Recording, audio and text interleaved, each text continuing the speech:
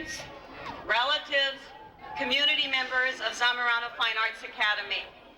Can you imagine the great privilege I am having? I absolutely...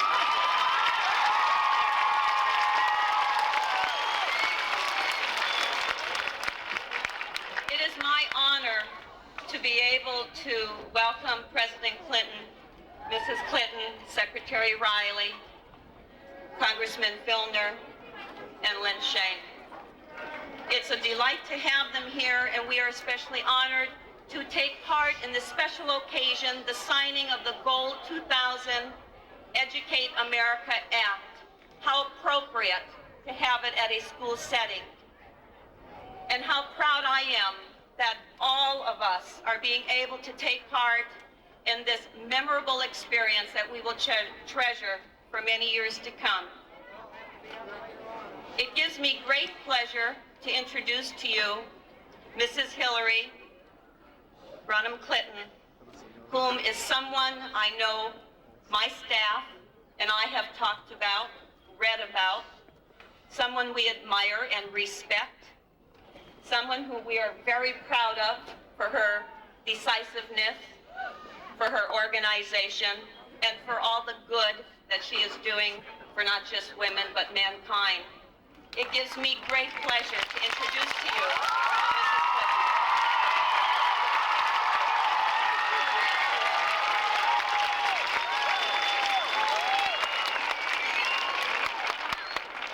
Thank you so much for letting us come to your school today. We are so excited to be here, and especially because for many years, my husband and I have worked and worried about and tried to help schools and children because we think all of you are special, each of you in your own way. And years ago, there was a report that was written called A Nation at Risk in 1983, before many of you were born. And it said that we had some real problems in our education system, and the whole country had to work harder to help you learn more and to help support your teachers and your principals like Mrs. Steve. And so in the state where we lived, my husband and I worked very hard to try to help our schools and our children and our teachers and principals. And one of the reasons that my husband ran for president is because he wanted that to happen all over the country. Because we didn't want ever to read another report like that one, which said there was a rising tide of mediocrity, when we think we have the smartest and best children and teachers in the entire world.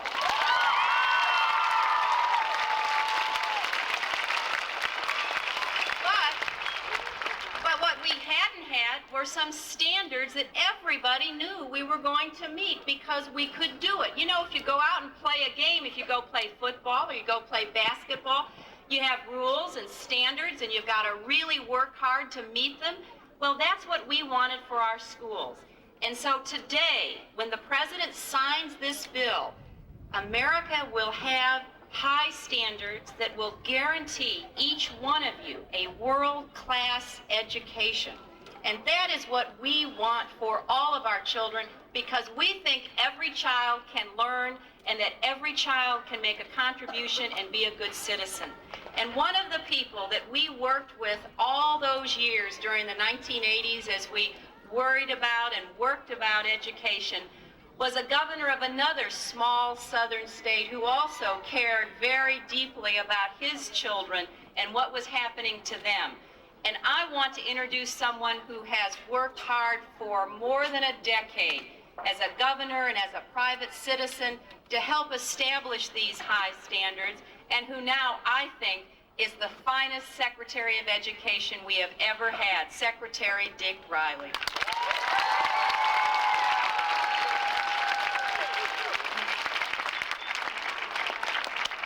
Thank you so much, Hillary and Mr. President, my friends.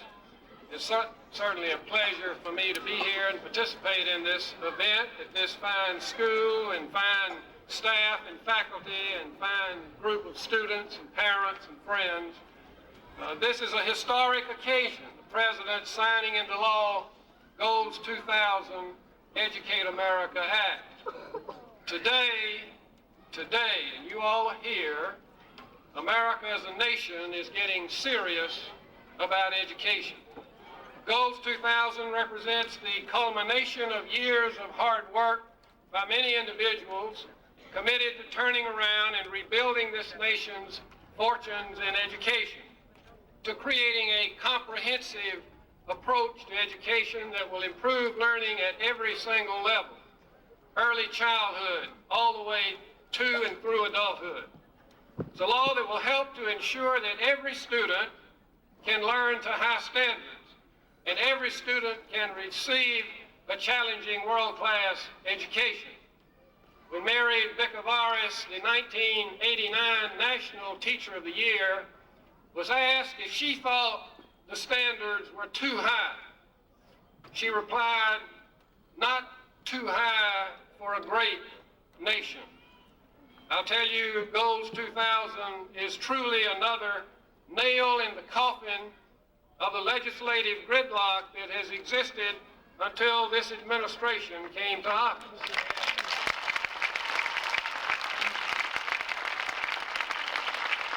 We are now on the brink of change where we can, in one common effort, lift American education to a new level of excellence.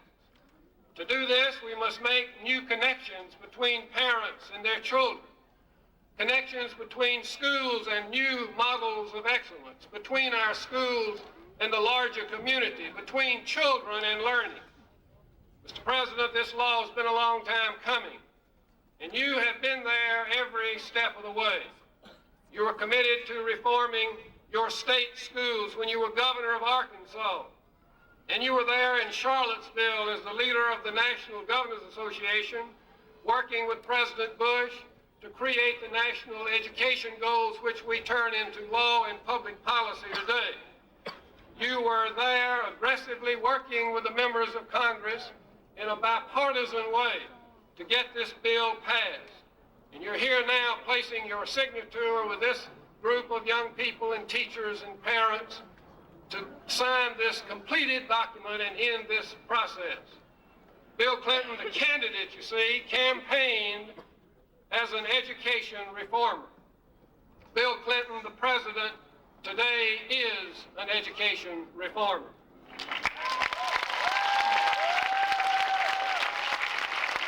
With the enactment of this law, we've taken a giant step toward reinventing education and toward reforming our schools.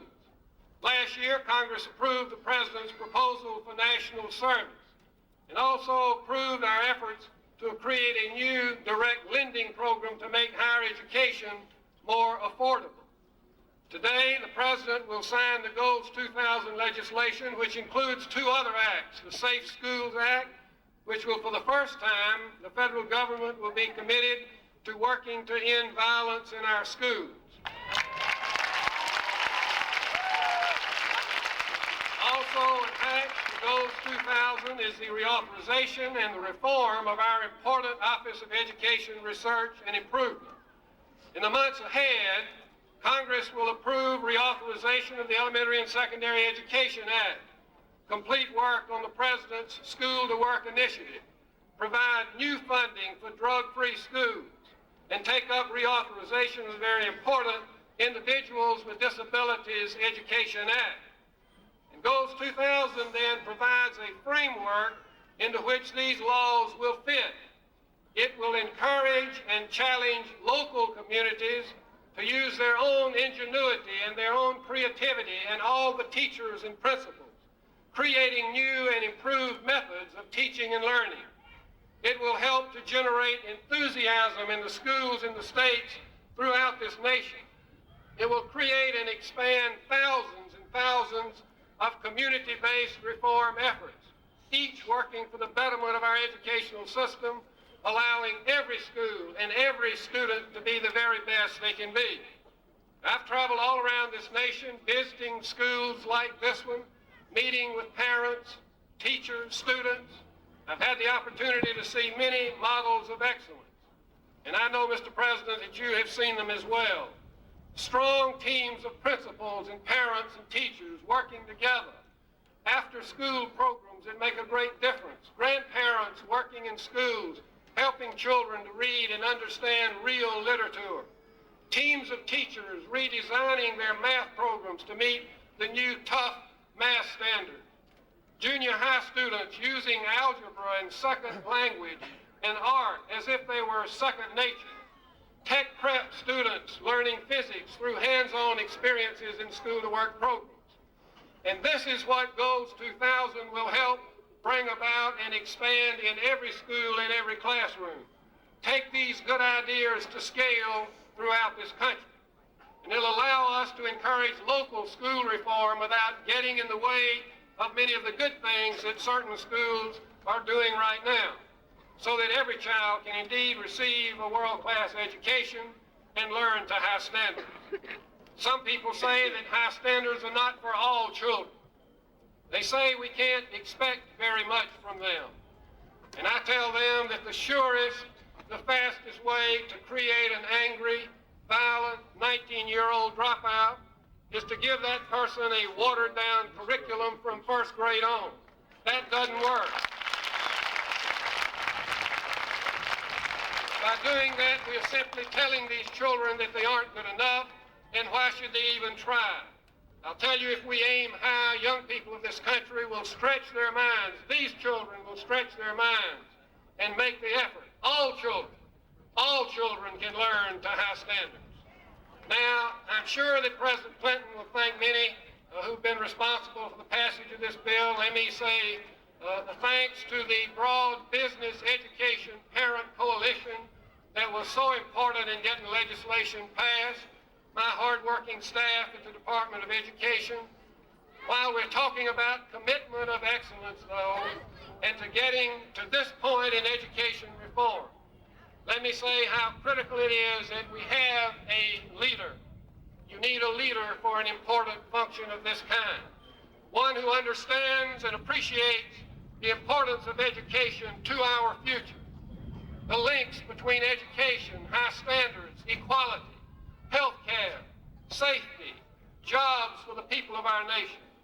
A president who knows that whether a goal is reducing crime or lowering the number of unwed mothers or reducing unemployment even further, the primary solution is increased educational capabilities. And through his words and through his actions, our president has inspired this nation to strive for more, to take on new challenges, to reach into the future so that we can be prepared for that future, to put the children of America first. And I can think of no better person than to sign this law, one that will be the very catalyst to dramatically improve teaching and learning, and that will help to strengthen the very foundation of this nation. No better person to sign this into law than the President of the United States, Bill Clinton.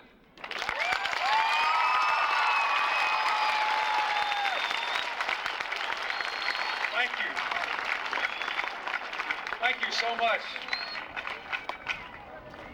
Thank you very much, ladies and gentlemen, and to the boys and girls here. Let me say, first of all, I got a lot of people I want to recognize, but first I think we ought to give the students a big hand for being so well behaved and so quiet and so receptive.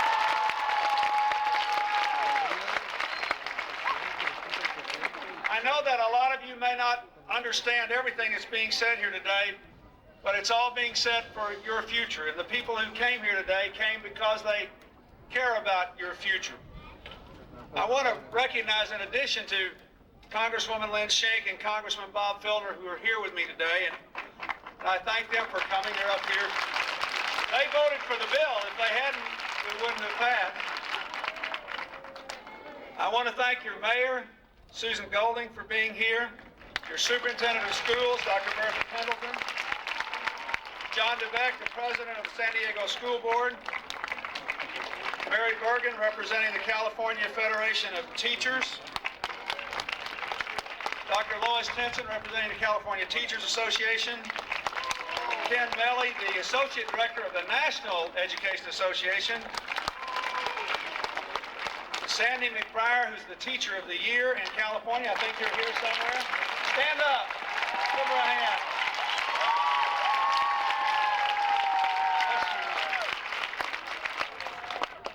I also want you to know that there are a lot of people who are leaders in the business community all over America who work for this program, and some of them have come from a long way away. I saw two, I think 3 are here, all the way from Atlanta. The president of Bell South, one of our country's biggest telephone companies, John Clendenin, came.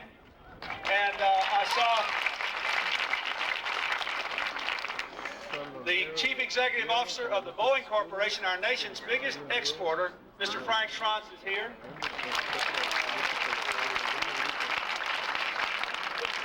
And I was told that Joe Gorman is here, the chairman of TRW, but I didn't see him back there. Anyway, all these people have come here because they care about you and your future. I want to especially thank my good friend Dick Riley, who just spoke, for the work he did on this legislation. Many of his staff members, but especially Mike Cohen, who worked on this whole issue with me as a governor, with Secretary Riley, Bill Galston in the White House. I want to thank the governors and the state legislators who worked with us, as well as the fine members of Congress of both parties. We have so much partisan wrangling in Congress, but this bill passed with over 300 votes in the House of Representatives and only 120 voted no. 63 votes in the United States Senate, only 22 voting no. I want to say, too, that it is very appropriate for me to be here with all of you to sign this bill. The San Diego School District is well known for being on the leading edge of school reform and giving our children a better future. Your former superintendent, Tom Pazon, now served as our Assistant Secretary for Elementary and Secondary Education. Give him a hand there.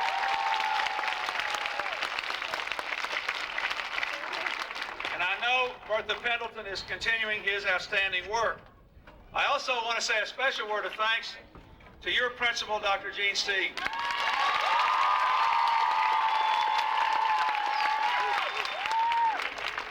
I have been told that your school is one of the very best schools in this whole school district and in this state.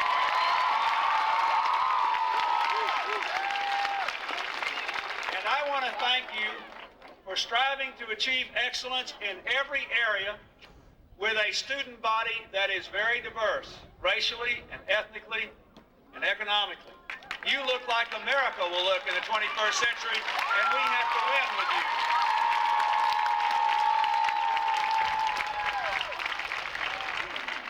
Also want to thank you for what you put up on the basketball goal there. That was very nice. And I'd like to thank the students here who are wearing their DARE t-shirts.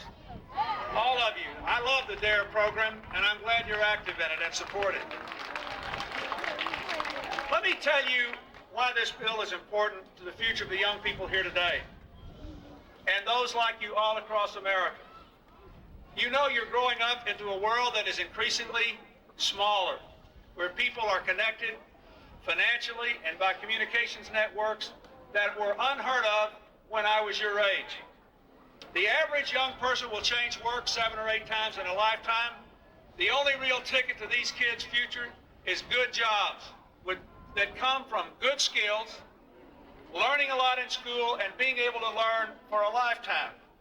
What this Goals 2000 bill does, believe it or not, for the first time in the entire history of the United States of America, is to set world-class education standards for what every child in every American school should know in order to win when he or she becomes an adult.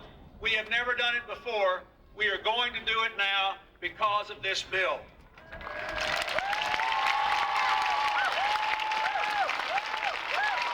Why do we do that? Because we believe every child can and must learn at world-class standards of excellence. And those of us who are older believe we have a practical and a moral obligation to see that you have the chance to do it.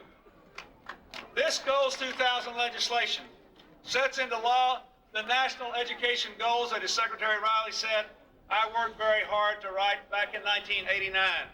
It says that every student should enter school ready and able to learn. It says that 90% of our young people should graduate from high school on time, just the way our competitors do. It says that we must meet world-class standards in reading and writing, math and science, history, geography, foreign language, civics and economics, and the arts. It says that we have to take care of our teachers better. We have to prepare them better, enable them to continue to learn. It says that in a world in which families are under increasing stress, we can't succeed in our schools unless parents are more involved, and we have to find ways to help them do it. It acknowledges that most of the problems in American education have been solved somewhere by somebody, and we need more research and innovation to make available the successes everywhere to people who don't have them yet. There is no reason in the world that if somebody's doing something in Alaska that works, people in San Diego shouldn't know about it and have access to it immediately. And finally, it says that our schools have to be safe and disciplined and free of drugs and crime, and we have to work to make them so.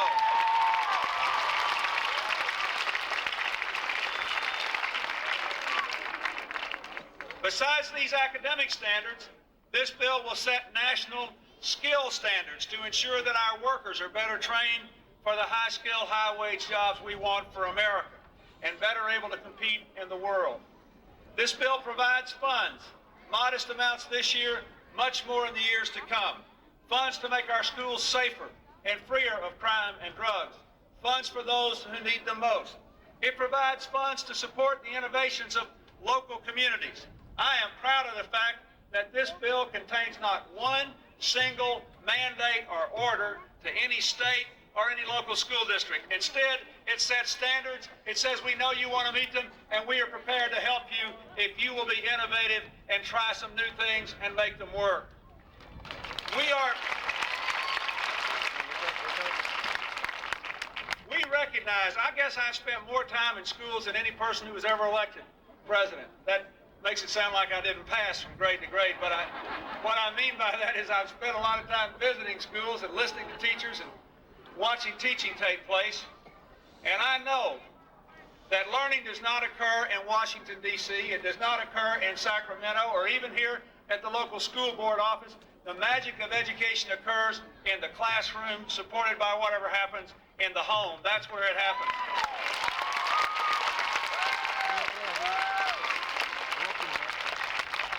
So in addition to providing funds to try to help make schools safer, this bill says we're going to try something new. We're going to have world-class standards implemented with grassroots reforms. We're going to give more waivers and cut the red tape to districts who want to try new and different and innovative things. We're going to support schools that let the teachers and the principals try things and innovate, that do things to involve parents, that are succeeding.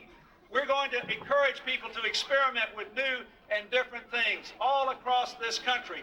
People are trying things that work, that are different, that have never been tried before, different ways of managing schools, different people organizing schools in different ways. But we know in the end what has to happen is that the children have to learn. So we want world-class standards.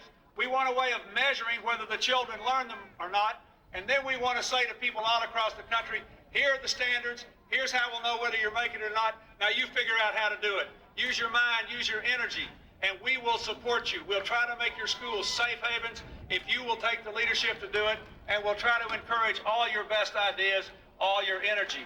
This is a new and different approach for the national government, but it's how learning really happens in the schools. You know it, and it's time now that your country recognizes it. This is a remarkable departure. First, there's never been any national standards. Second, there's never been any way to measure them. Third, there's never been any national skill standards for our workers. But fourth, we never thought we could do it with grassroots reform. We're telling you, we know you have the answers. You go find them, and we'll tell you how you're doing along the way, and we'll support you when you win for our children.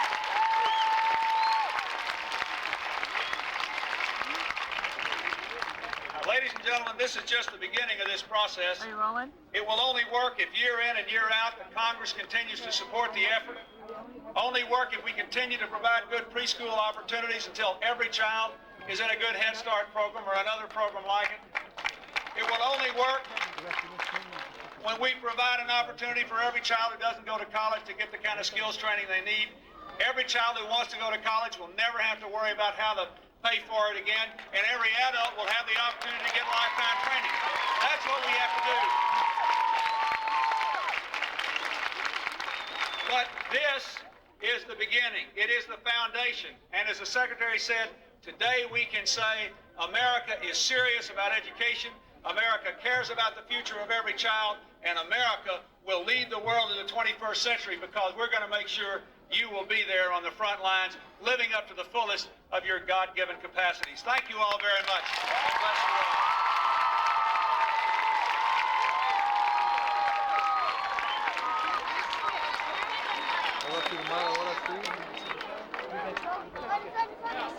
I'm going to sign this little bill here, and then when I sign the real little bill, I'm going to sign this copy of the big bill, and all of them are going to help me since it's really their bill and their ticket to the future, all the students who are up here.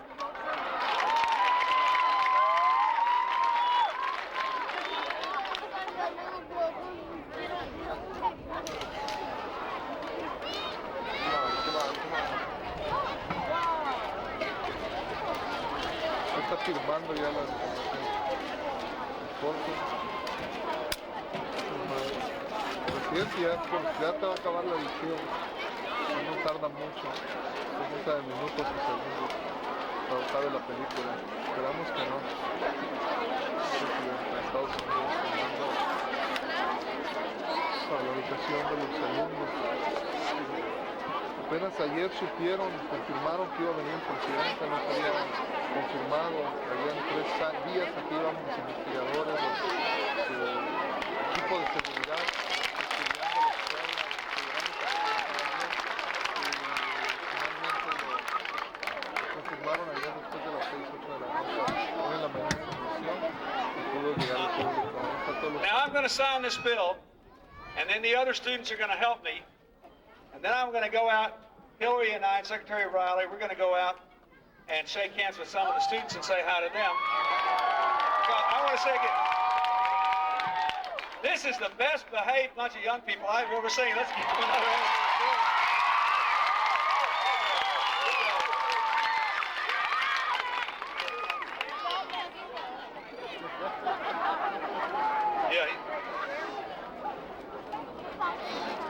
Está firmando la versión grande.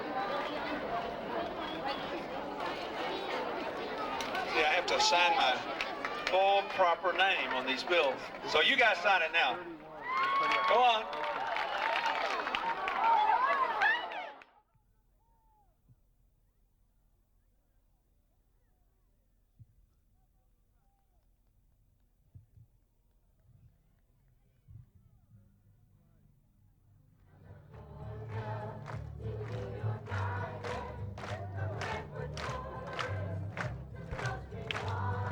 Everybody stay. You all sign it, and then we're going to leave it here for you to keep in the school, okay?